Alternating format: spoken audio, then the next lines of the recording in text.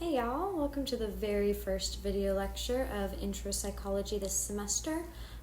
Right now at this moment, if you have not yet watched the tutorial video, please go to Canvas and watch it right now. It will actually help you fill out this worksheet with the least amount of work possible. I do not want you to copy the PowerPoint slides. Those are available on Canvas for you to have at your will. But I also don't want you writing sentences upon paragraphs on this worksheet. That is so not necessary and is a total waste of your time. So please go watch the tutorial video before you start working on this because it will make your life a whole lot easier. So go watch that if you haven't yet. If you have, then we're ready to get started. Okay, so the very first thing that we talk about in Intro Psych is Wilhelm Wundt, and he was a psychologist from Germany, and there's exactly two things that you need to know about him. Number one, you need to know that he was called the father of psychology, and the reason for that is because, this is the second thing you need to know, that he developed the very first psychological laboratory in all of psychological science. And then the book will go into kind of some specifics about the two first schools of psychology, structuralism and functionalism. One good thing about psychology is a lot of the names that we choose for things also describe what they believe or their purpose. And so structuralism focused on the structure of the mind, whereas functionalism focused on the function of the mind. But one thing that you definitely need to know is that introspection was a key practice of the school of structuralism, not functionalism. Introspection goes with structuralism. And introspection was really just this idea that a structuralist psychologist would ask you to describe your sensations doing any given thing. So they might have you close your eyes and smell a rose and describe how the smelling process feels to you or what thoughts it evokes in your mind. Or they would have you sit down and watch a sunset and try to describe your innermost experiences. That was the practice of introspection used in structuralism. Also, associate functionalism with this idea of adapting to your environment. That's often how we talk about it in test questions. The issue with introspection is that it's unreliable, subjective, immeasurable, inconsistent, and relies on your subject's ability to truthfully and correctly describe their experiences without being able to verify it. So really what that comes down to is, one person's experience of smelling a rose could be entirely different than another person's experience. That's what makes it unreliable, inconsistent.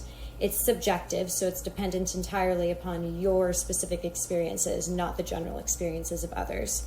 You can't measure people's thoughts or experiences, and you're relying on the person who's reporting their thoughts and feelings to be able to do so both truthfully and accurately. So introspection it wasn't scientifically valid, which is why it failed.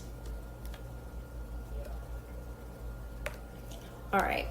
So when it comes to these contemporary psychological approaches, I promise you'll have test questions they'll just give you some kind of description, which, psychological approach emphasizes this idea or practices this thing. So all I really want you to write down right now next to all of these little approaches are a couple of keywords that you should be looking for. So next to cognitive psychology, write down mental processes / thoughts. Mental processes / thoughts. Anytime we're talking about cognitive psychology, we're talking about the inner workings of your brain, your thoughts, your feelings, the way your brain functions for memory, for things like this. Mental processes and thoughts.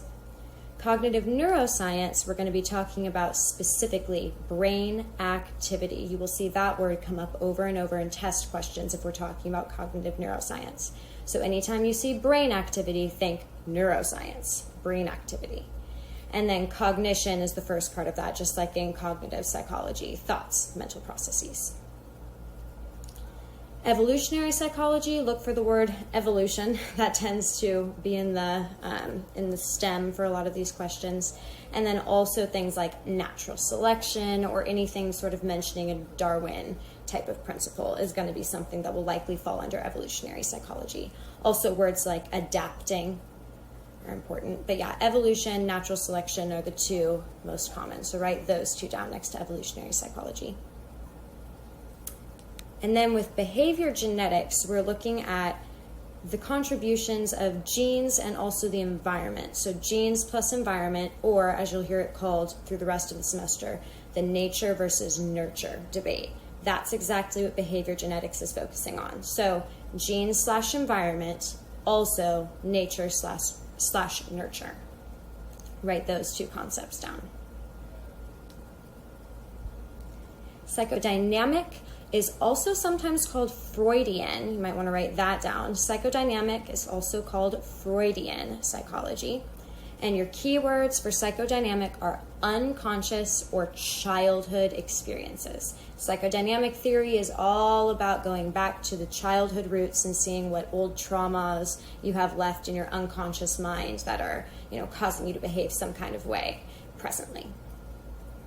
And then under behavioral, the key word is observable. Behavioral psychologists basically said, hey, we can't do things like introspection. We really can't figure out what's going on inside the brain. Thoughts are just too foreign, essentially. We'll never be able to think what people are thinking. We'll never be able to tell.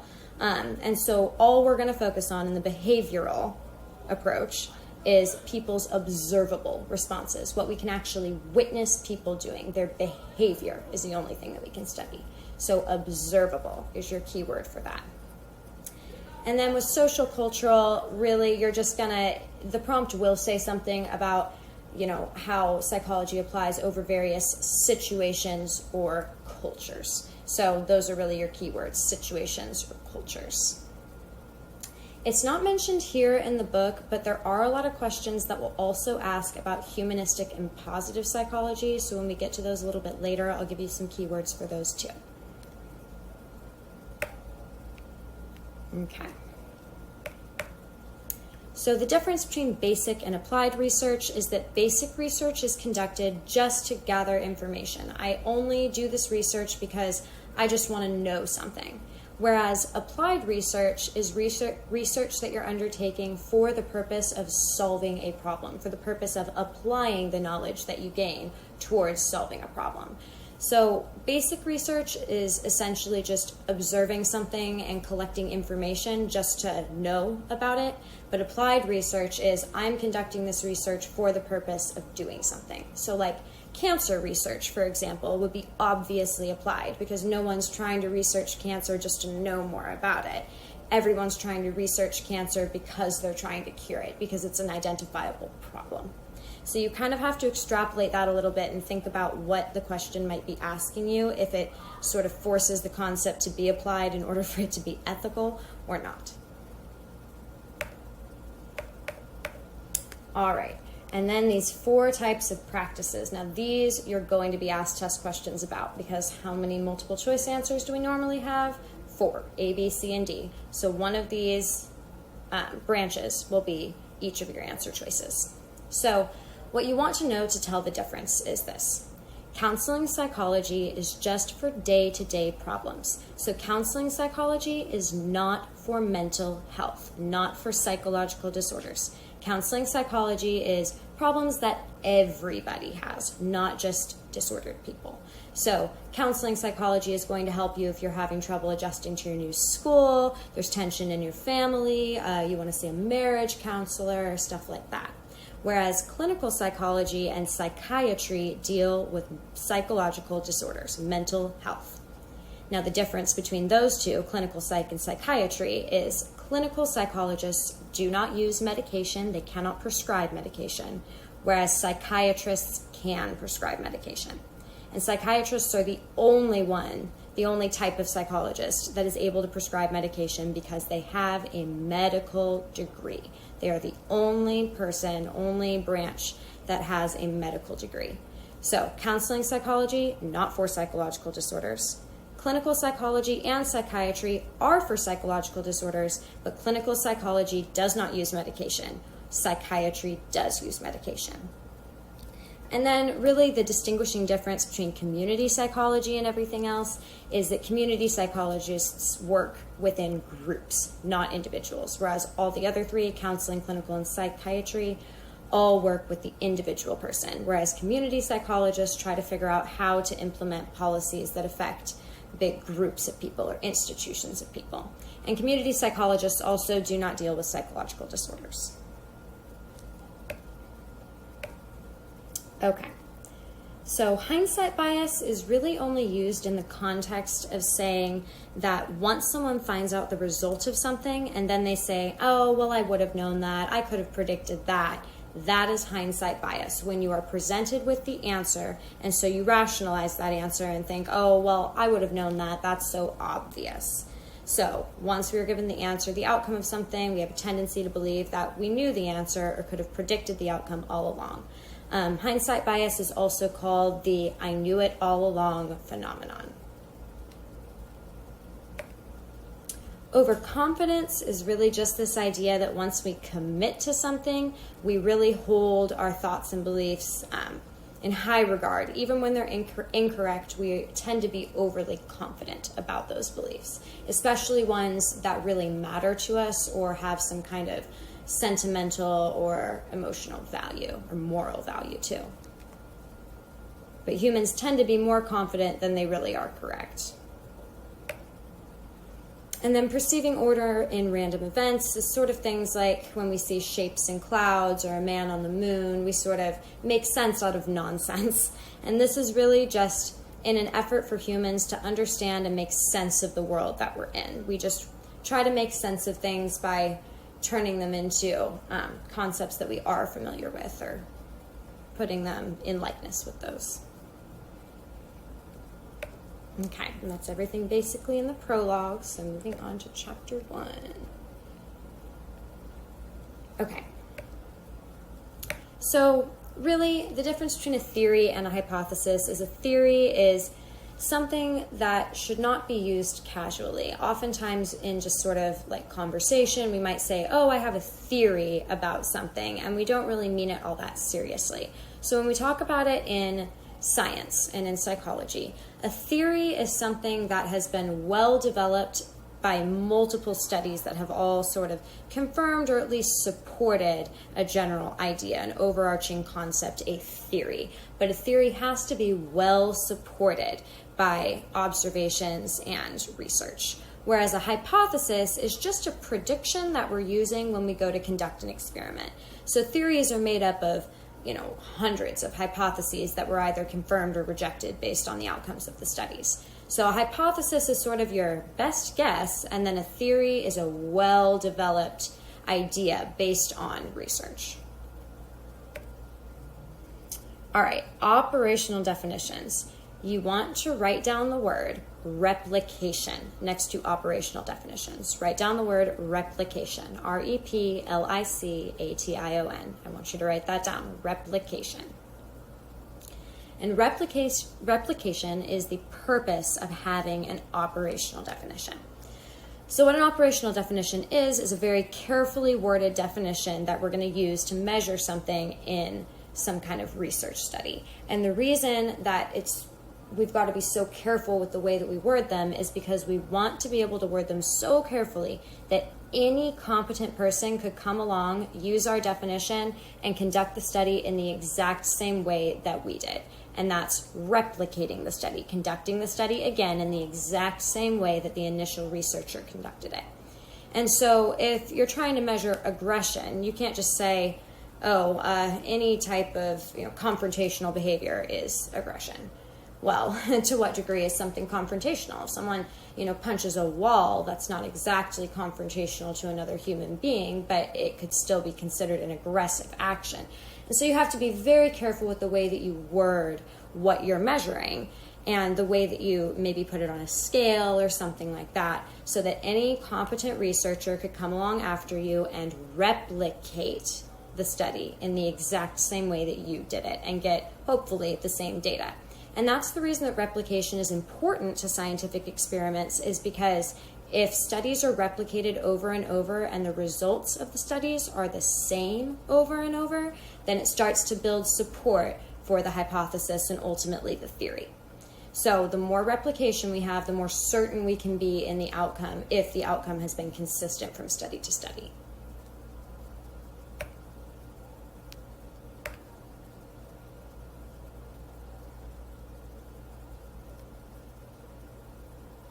There are 3 types of descriptive research methods, and then we've got correlational and experimental research methods. So sometimes a test question will ask you, which of the following is not a descriptive research method, right? And people tend to think that correlation and experimentation are ones that fall into descriptive just because they were also mentioned in the chapter. So understand that correlation and experimentation are their own things, and the 3 descriptive research methods that we have are case studies, naturalistic observation, and surveys. So when they say which one is not, they could say case study, naturalistic observation, survey, and correlation. And correlation would be the one that is not a descriptive research method. Correlation is its own research method. Experimentation is its own research method. Okay, so a case study is an in-depth study that you do on one individual or a very small group of people, and you're trying to find out information that you can apply to the general population. Generally, case studies are used when it's not exactly ethical to do something to someone, but it's already happened to them. So, for example, we'll talk about Phineas Gage, who worked on constructing the railroads, and he actually had a metal rod go all the way up through his skull, and he lived after it happened. So we did a case study on Phineas Gage to see what parts of his brain were damaged and how that affected his behavior. But obviously, we can't bring in a random sample of human beings and force them all to take iron rods up their skull in order to study what happens to them. So when it's unethical to do it to other people, we can do a case study on someone who already suffers from it or something like that. One pro of a case study is that you can focus deeply on the subject or small group of subjects involved, and so you can really get down to the nitty-gritty details of their specific disorder. You have a lot of time to spend with each participant. But the con is that usually the subjects are in uncommon circumstances. How many people really get a metal rod up through their skull? And so the sample size really can't be very large, and the principles researched are sometimes hard to apply on a wider scale. Just because one person experienced something doesn't necessarily mean that that's the general rule for everybody else. They could be the exception, but we don't know because we don't have enough other people to compare them to. Naturalistic observation is really just what it sounds like. You are observing people in their most natural circumstances. So the biggest part of naturalistic observation is that you are not manipulating anything. There is no controlled laboratory setting. You are just sitting out, in the public park or whatever and watching people do what they do and taking notes on it, observing it. But you cannot interfere with what anyone is doing. So the pro of this is that when people don't think they're being observed, if you haven't told them that they're in a study, they're going to likely act naturally, which will help the experimenter to get a good idea of how people honestly act rather than how they act when they know that they're in a study and they might be being looked at for certain behavior. So the pro is that people generally act pretty naturally. And the con is that there's no manipulation that you can do to the situation. You can't control the circumstances of the study. And so there's only so much information you can really extrapolate from naturalistic observation. You can't really do any specific circumstance type stuff. And then surveys, I'm sure you've all filled those out. They're just self-reported data from people who are willing to answer a questionnaire, essentially. And so the pro of a survey is it's really easy to get people to fill them out. So you can get a pretty large and representative sample of people who are willing to participate by just doing your survey. But the con is that we really have no way of verifying whether or not people are telling the truth when they answer a survey. And so the data could be unreliable because they're just not being honest. Okay. Difference between a population and a sample is the population is the entire group of people that you're trying to generalize a result to. So if you're trying to figure out, if something is common to all women, then your population is all women in the whole world, right?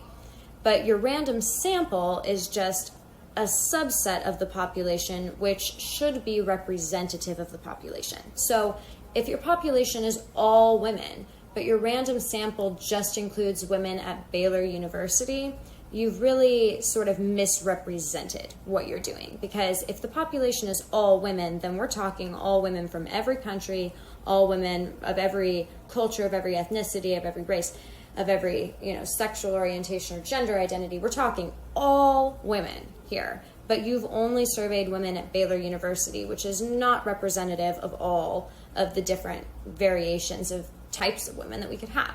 So instead you would say, well, okay, then my population is all Baylor women. And then my random sample, which is made up entirely of a large number of Baylor women, is more representative of the population on the whole. When it comes to a random sample, what you really need to know and what you should write down next to this is that if a sample is truly random, that means that every single person in the entire population had an equal chance of being selected to participate in the study. It is only a random sample if every member of the population had an equal chance of being selected to participate. So if we were again talking about the issue of saying, my population is all women, but my random sample is just some Baylor women, well, all the other women of the world did not have an equal chance of being selected to participate in this study. You only chose to go after Baylor women because that was accessible to you. So it's not truly a random sample because not every member of the whole population of women across the world was eligible to be selected or had an equal chance of being selected. And then the purpose of random sampling, there are two. The first is to get a representative sample, which is what we've been talking about.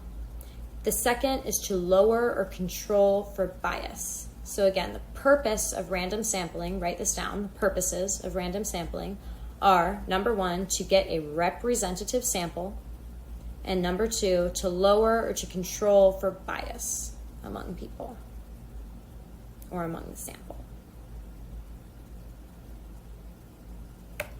Okay, correlation.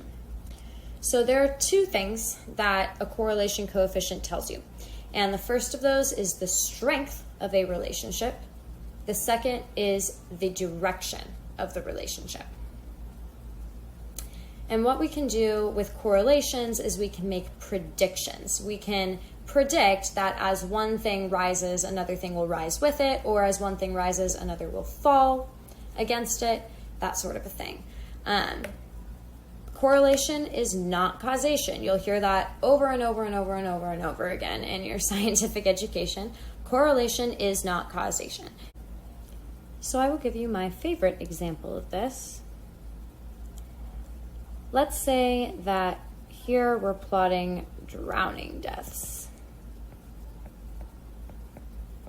And here we're plotting ice cream sales. As it turns out, drowning deaths increase as ice cream sales increase. Crazy. Is that because buying ice cream causes people to drown? Certainly not. Is that because drowning causes people to purchase ice cream? Also, definitely not the case, right?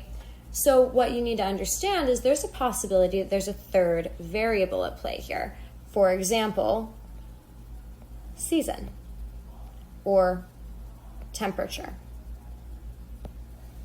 As we go into the summer season and the temperatures rise, people go swimming more often, so they drown more frequently, but they also buy ice cream more often because it's warm. So it's things like this, like the third variable, the confounding variable is what we'll call it, are having an effect on the data. And so we can't say that ice cream sales and drowning have a causal relationship. One does not cause the other, right? So correlation is not causation. We can never interpret it as causation, even if it logically makes sense that one thing might cause the other. You still can't, from a correlational study, figure that out. So we cannot use correlation to prove that one variable causes another. The best we can do with correlation is make predictions. So with this, we could make the prediction that, when we start to see an increase in ice cream sales, we'll also start to see an increase in drowning deaths. But it will be because of the underlying factor that the season has changed and the temperature is warming up. and then a correlation coefficient. Now this is something you'll be asked a test question on for sure. So the correlation coefficient tells you two pieces of information, as I mentioned before, the strength and the direction of a relationship. The correlation coefficient ranges between a value of -1 and +1. Values like +2.4 or +8.6 don't exist. There is nothing greater than +1. There's nothing less than -1. So you can't have -3.2 or -10.6. You can't even have -1.01. Anything further negative than 1.00 is not an option. And then right in the middle, we have a 0 correlation. So here's the thing that you need to understand is the weakest correlation that you have is at 0. Whereas +1 and -1 are the strongest correlations you can possibly get. So positivity and negativity has no effect on the strength of the relationship. So over here, a -1 correlation is a perfect downward relationship, whereas a +1 correlation is a perfect upward relationship. So the sign, positive or negative, tells you the information of the direction of the relationship. Does it go up or does it go down? If it goes up, it's positive. If it goes down, it's negative. Whereas the strength of the relationship is told to you by the distance that the value exists from 0. So, for example, a 0.2 correlation is weaker than a -0.8 correlation because 0.8 is farther away from 0 than 0.2. Never mind the plus or minus, it's just about distance from 0. And a scatter plot is just one of those plots that you see with a bunch of different dots, and then normally there's like a line of best fit somewhere in there. That would be a scatter plot. And scatter plots communicate strength of the relationship. Also, you can kind of see the direction usually, but sometimes you fall into seeing an illusory correlation when there is no statistically valid relationship that exists, but you sort of perceive there to be one. So, you know, with sort of a sparse enough cluster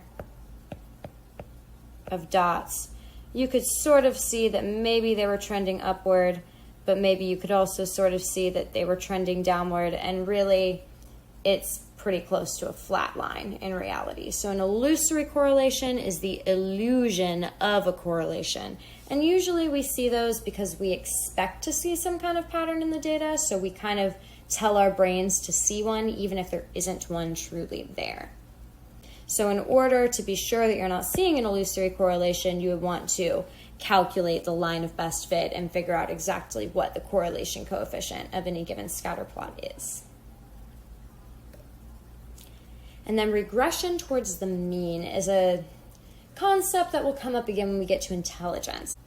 But regression towards the mean is really just this idea that if you had some kind of extreme score, whether it was really high or really low, the next time that you are retested, you're likely to fall closer to the average. So if on your first exam you see that you get a 96, don't get lazy, because next time you're more likely to fall back towards, fall back towards the mean, the average of the class, which might be something closer to an 80 or 75, right? But also, if you happen to get like a 20 on the first exam, don't worry, because you'll probably do better on the next one. You're likely, when retested, to score closer to the average if you had an exceptionally high or exceptionally low score. And to regress is to fall back towards something. So you fall back towards the mean. You get pulled back towards the mean. Whether you are on the high end or the low end, you regress back to the standard. Return back towards the mean. All right. So when it comes to experimentation, the fundamental difference between correlation and experimentation is that correlation will help you predict things, but experimentation can tell you cause and effect. Correlation is only good for prediction. Experimentation can confirm cause and effect. It can confirm and clarify cause and effect. Whereas correlation is never causation, right? Correlation is prediction. Experimentation is causation.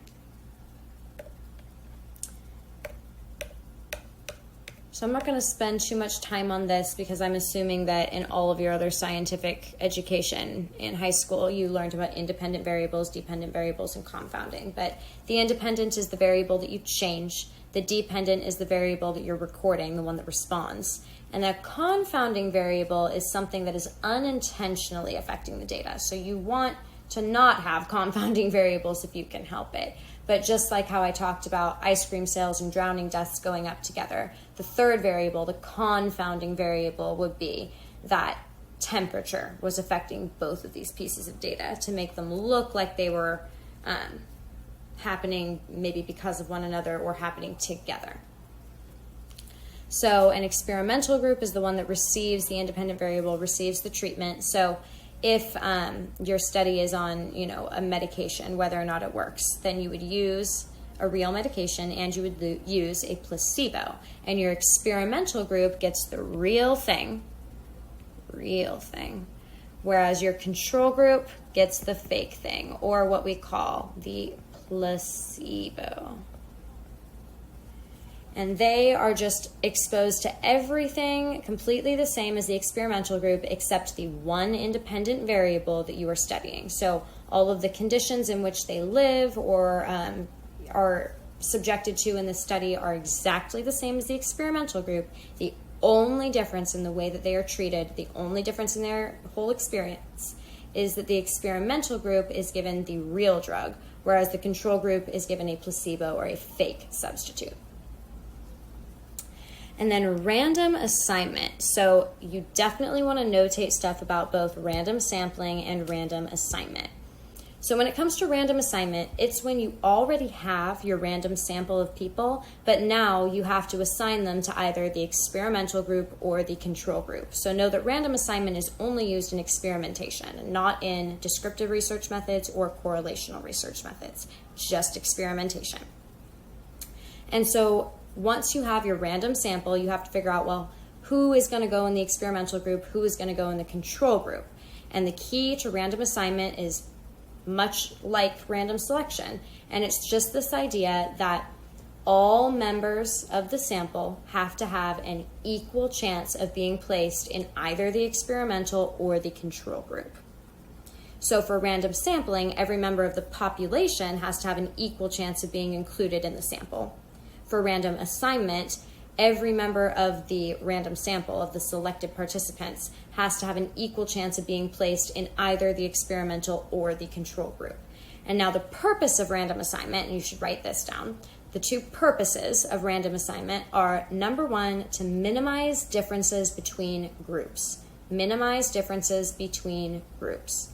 And so what that means is, if I'm doing a study on a drug and I have my experimental group and my control group, I don't want to put all of the men in the experimental group and all of the women in the control group, because maybe there's a fundamental difference between men and women. And so by putting the men in the experimental group and only reporting their experiences, we could be leaving out important information on how the drug might affect a woman or something of that nature. And so we randomly assign to try to minimize these differences between groups, to try to just evenly spread out people in such a way that we don't have a group of people with all one thing in common that are stuck in one group together versus another group of people who all don't have that in common, for example. So purpose of random assignment, two purposes. First one is to minimize differences between groups. That will be a test question answer. And the second purpose of random assignment is to eliminate confounding variables. And this really goes along with the first point, but to eliminate confounding variables.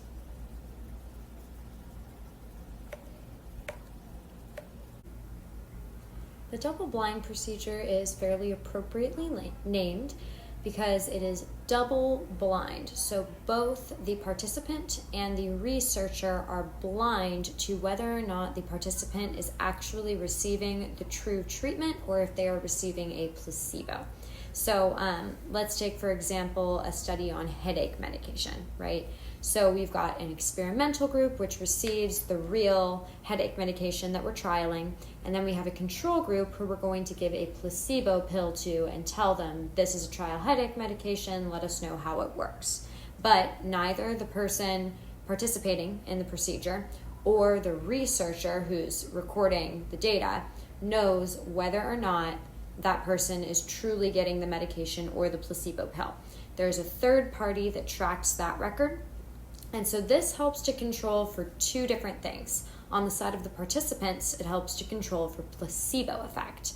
And placebo effect is really just this idea of mind over matter. If you give someone a pill that has nothing in it, besides maybe just a sugary powder or something like that, something that should not actually affect headaches, and you tell them, hey, this is a headache medication, let us know if it makes you feel better, and they come back and they say, wow, this has taken away all of my headaches, this is fantastic, then we know that it's not because the medication actually did anything, because it wasn't medication, but it's because the person believed that it would, that they saw improvement in their symptoms. So it's this mind over matter, oh, I'm taking a pill, so it must help me. It must help my symptoms of a headache.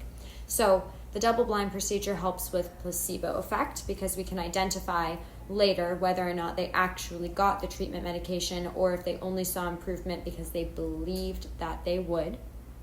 And then on the other end of it, it also helps to reduce experimenter or researcher bias because the researchers now don't know whether or not to expect to see improvement in symptoms because they don't know whether that particular participant actually got the treatment medication or got a placebo pill.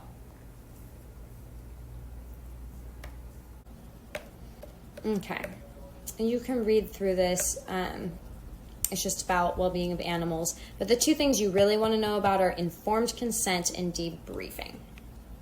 And so when it comes to informed consent, basically you have to tell your participants anything about a study that could make them to an important degree uncomfortable. So if you're doing something like drawing blood from your participants, you have to disclose that because that is something that could make people fearful or uncomfortable. However, you don't have to disclose everything because there's some elements of psych research where it just wouldn't be helpful if the people knew what you were looking for, right? If you're trying to track deception, for example, you don't want to tell them, hey, I'm going to be measuring for signs that you're lying to me because that might affect the way that they behave. And so to some degree, it is okay to withhold information, but what you have to do in that case is debrief at the end. And debriefing is just after you're done telling them what you really did, what the true purpose was, what you were actually looking for, and you have to tell them about anything that you deceived them on. So when you're debriefing, you're kind of lifting the veil and saying, hey, this is what really happened. I'm telling you the truth now. So when it comes to informed consent, they just need to have enough knowledge to be able to adequately justify whether or not being in the study would make an average person uncomfortable, and therefore they need to have enough information to determine whether or not they want to consent to such uncomfortability or potential uncomfortability. And then debriefing is just telling the truth at the end. 4 components of ethics codes are that you have to get that informed consent, you have to protect participants from harm or discomfort, you have to keep things confidential, and then you have to debrief at the end. So those 2 concepts of informed consent and debriefing are very important. You have broken the ethics code if you do not do either of those things in a study. And then lastly, we've got mean, median, and mode. These are just your measures of central tendency. So when it comes to the mode, that is the most frequent score that you have. So if you're taking a survey on how many kids people have, 2, 3, 4, 5, 6 or above, 1, 0. Let's say most people have got 2 or 3 kids. A couple have got just 1, few have 0, right? A couple have above 6, 4, 5, right? So your mode is the value that has the most data or the most frequently occurring score. That is your mode, the one that you have the most of. The mean would be calculated by taking all of these values adding them up together, and then dividing them by the total number of x's that we have. So the mean is just the average. You're just calculating the average. And then the median is the middle score. So the way you would go about that is cross out your highest and your lowest score and keep going. Next highest, next lowest, next highest, next lowest, next highest, next lowest, so on and so forth. Next highest, next lowest. Oh, and there we are. Our median score is going to be a 2 then. Know that the range is just the highest score minus the lowest score. And then standard deviation always goes with the mean. If you have computed the mean to be your best representative of your data, then you're going to report the standard deviation along with it. And really what that means is you're going to see a bell curve a lot in psych science. And some bell curves are really fat, some bell curves are really skinny. And so let's say that this is, some kind of test score. So 0 to 100, 0 to 100. So this shows that, there was quite a number of students who maybe scored between 20 and 80, right? And quite a few students who scored between 40 and 60. There's a lot of variation here. These arrows are very wide. That's a lot of variation. So that's a big standard deviation because the arrows here are wider. The curve is fatter. So that's a big standard deviation. Whereas here, well, it looks like most students actually scored in a much thinner range of maybe, 40 to 60 here. But up here, a lot of students still scored between 50, well, more like 45 and 55, right? And so this is a small standard deviation because the width of the curve is tiny, tiny. So standard deviation really measures the spread of the data. And then the normal curve is what I just talked about. It's just this like perfectly shaped bell curve that represents almost every natural phenomena in all of science. It's crazy, everything that it can determine or model. And then lastly is this idea of statistical significance. Statistical significance, I'm going to write some stuff here, is reported with an alpha value. And the standard alpha value is 0.05. Sometimes you'll see 0.01, 0.001 is one that's like really good to have. But the standard for this data is pretty reliable, essentially, is for your alpha value to be at 0.05. And what that stands for is 5%. 5% of what? 5% chance that you got this result by accident. 5% chance that the result that you got occurred by chance. So the lower that your alpha value, so if we have a 0.01, now we only have a 1% chance that something's wrong with your study. Over here, we have a 0.1% chance that something's wrong with your study. So the lower the alpha value, the greater the statistical significance. The lower the alpha value, the greater the statistical significance. If the alpha value is low, then we know that the data didn't happen by chance, or most likely didn't happen by chance. And so that means that our data is statistically significant. It's relevant. It's telling something truthful or important, right? So the lower the alpha value, the greater the statistical significance, and vice versa. The higher the alpha value, if we had a 0.25 alpha value, well, now there's a 25% chance that something's wrong with our study, and we don't want that. That makes our data unsignificant or insignificant.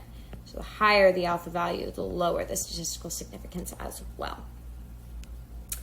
Okay, that was a long one. Thanks for staying tuned, and I will see you in the Zoom session. Be sure to turn in your pre-session worksheet with all those things that I specifically told you to write down should be written down on there. So things like those key words back up in the cognitive psychology, cognitive neuroscience, etc. You should have a certain word written down next to operational definitions. You should have things written down for random sampling, random assignment. Those are all things that I should expect to see on there. Okay, I'll see you at the Zoom session.